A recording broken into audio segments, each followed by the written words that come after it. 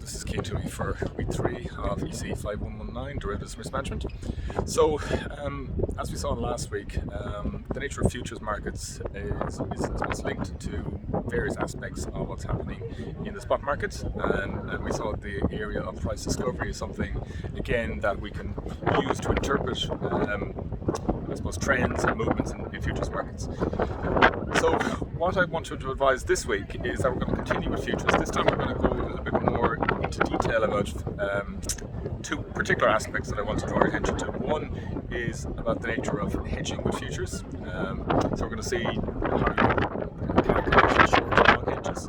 We're also going to see that perfect hedges, as I said last week, only really exist in a Japanese garden, and in reality we have elements that create what's called basis risks, and we'll discuss that. We'll also then go on to look at how you price futures. There's quite a lot of formulas for this. Okay, so again, I suppose that the good news this year is that you don't have to memorize all these formulas because you won't have to replicate them in the exam. However, you can take it that the short in-class test that's coming up in a number of weeks will test you on those formulas. Again, of course, you will have the slides or the textbook at hand for that open book assignment. So again, you don't need to memorize them, but what you do need to know is, again, when and where to use different formulas. So we're going to see that it depends on whether or not you have income, yields, and so on, that the future spot relationship is different.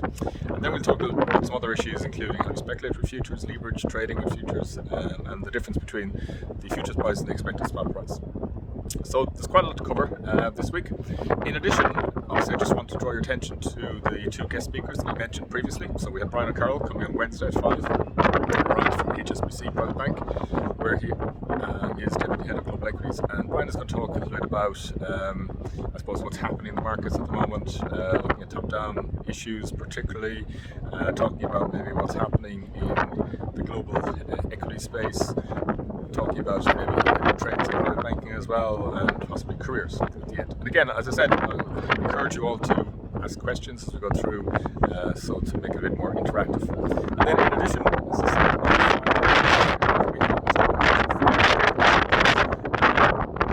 again, Owen is going to take a more macro analysis at the markets and going to talk a little bit about asset classes within daily portfolios, repositioning for 2021, how they manage risk in 2020 with COVID. We'll take questions in relation to those topics after the conversation with myself. So they're the main ones we're going to look at this week. So as I said, what I might suggest that you do, if you have time, you quickly read chapters 3 and 5 of the book, at least to understand some of the concepts. Again, there's quite a lot of new concepts this week in terms of some of the language of the futures markets. We'll be covering quite a lot.